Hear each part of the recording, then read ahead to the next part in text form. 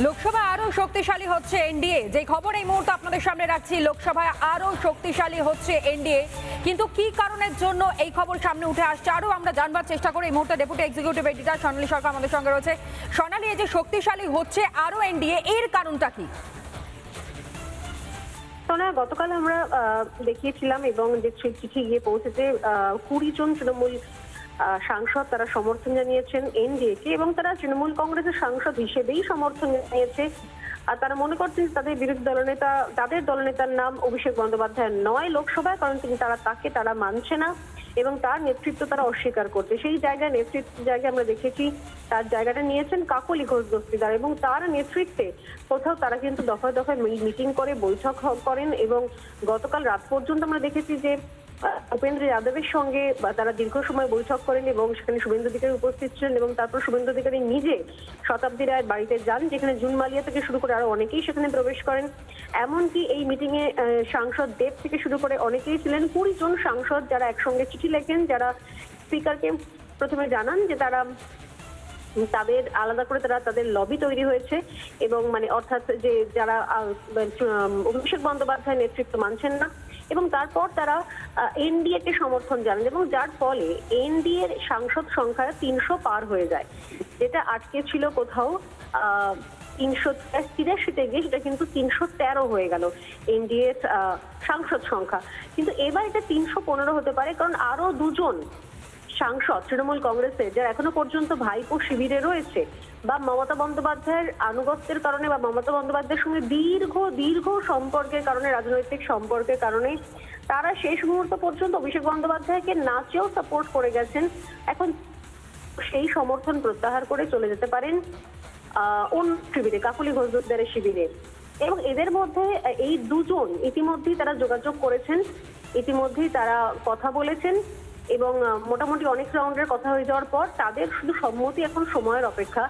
যদি তাই হয় তাহলে নিঃসন্দেহে অনুমেয় যে অভিষেক বন্দ্যোপাধ্যায় শিবির বা ভাইপো শিবিরের মধ্যে হাতে গুনে কজনই পড়ে থাকবেন, যার মধ্যে অভিষেক বন্দ্যোপাধ্যায় নিজে, যার মধ্যে সায়নী ঘোষ, কারণ তাকে নিয়ে প্রচুর বিতর্ক রয়েছে। সেই জায়গা থেকে তার এনডিএ তে জয়নিং নিয়ে হয়তো বিজেপির প্রবল আপত্তি থাকতে পারে, সেই জায়গা থেকে সায়নী ঘোষের রাস্তা সেই জায়গা থেকে হয়তো বন্ধ।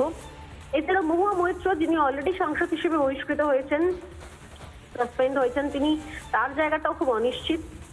কল্যাণ বন্দ্যোপাধ্যায় কল্যাণ বন্দ্যোপাধ্যায় দীর্ঘদিন ধরে তিনি যেভাবে কোথাও সংসদীয় গণতন্ত্রকে কোথাও অপমান করেছেন বলে মনে করেছেন একাধিক সাংসদরা, যেভাবে কোথাও মিমিক্রি করা, যেভাবে কোথাও ব্যঙ্গ করা, যেভাবে কোথাও একাধিক সিন ক্রিয়েট সংসদের অভ্যন্তরে, এবং তার বিভিন্ন বিতর্কিত মন্তব্য, সেগুলোর জন্য তাকেও বিজেপি সমর্থন করছে না বলেই সূত্রের খবর। সেই জায়গা থেকে তারও সম্ভাবনা থাকছে না এনডিএ তে জয়েন করার।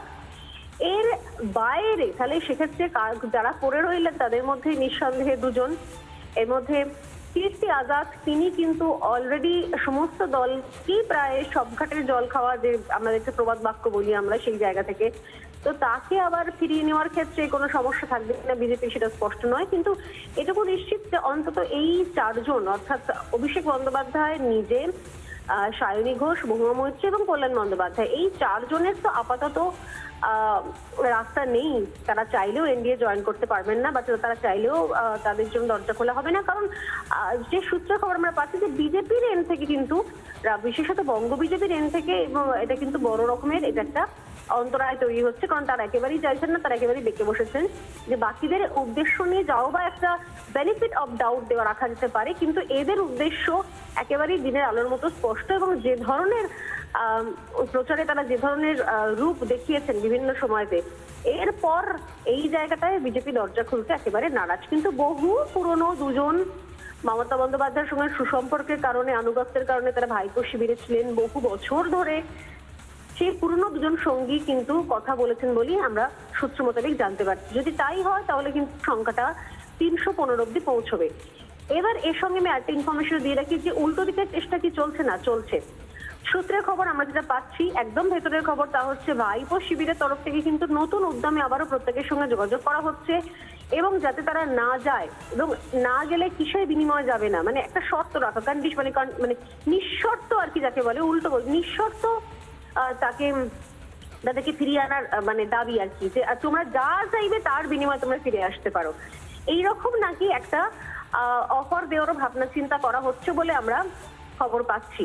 তো সেক্ষেত্রে সমীকরণ কোন দিকে যায়, কারা একেবারেই অভিষেক বন্দ্যোপাধ্যায়ের সঙ্গে ভাইপোর সঙ্গে একেবারেই কাজ করতে নারাজ, কারা বা অন্য কোনো শর্ট টার্ম এখান থেকে মুনাফা নিয়ে হয়তো আবার পাল্টি খেতে পারেন বা আবারও পুরনো শিবিরে ফিরে যেতে পারেন, এখন নিঃসন্দেহে এই মুহূর্তে তৃণমূল কংগ্রেসের সাংসদ বিধায়কদের অবস্থা এই মুহূর্তে প্রায় মানে এই পাং ঝপাংয়ের মতোই, মানে কোথায় কোন দিকে তারা লাফ মারবেন, কি করবেন এটা বোঝা দুষ্কর। কিন্তু নিঃসন্দেহে হাতের কালি, হাতে এখনো ভোটের কালির দাগ উঠলো না তনয়া, তার মধ্যে এই তৃণমূল কংগ্রেস দলটা ভেঙে খান খান হয়ে গেল, টুকরো টুকরো হয়ে গেল, দলটা উঠে গেল লিটারালি। সত্যি সত্যি আমি তৃণমূল কংগ্রেস এটা বলার বা পোস্টার ধরার বা ব্যানার ধরার কেউ রইল না অ্যাকচুয়ালি।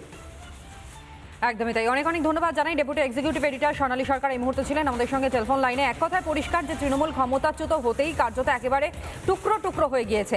তৃণমূল কংগ্রেসের সাংসদরা তারা হাতছাড়া হয়ে যাচ্ছেন, বিধায়করা তারা বিমুখ হয়ে গিয়েছেন, দলের প্রতি তাদের আনুগত্য আর বর্তমানে নেই। এবং এক কথা বলতে গেলে ঋতব্রত মডেল বা কাকুলি মডেল, যেই মডেলের হাত ধরেই কিন্তু মূলত তৃণমূল কংগ্রেসের সাংসদ এবং বিধায়করা তারা পরিত্রাণ চাইছেন। আর এখানেই যেমনটা আমাদের ডেপুটি এক্সিকিউটিভ এডিটর আপনাদেরকে জানালো যে শতাব্দী রায় বাড়িতে ইতিমধ্যেই সেই বৈঠক হয়েছে, অর্থাৎ নানা ধরনের কন্টেন্ট দেখার জন্য লাইক করুন, শেয়ার করুন আমাদের ফেসবুক পেজ, সাবস্ক্রাইব করুন আমাদের ইউটিউব চ্যানেল। পাশাপাশি অন্যান্য ব্রেকিং নিউজের জন্য অবশ্যই চোখ রাখুন রিপাবলিক বাংলায়।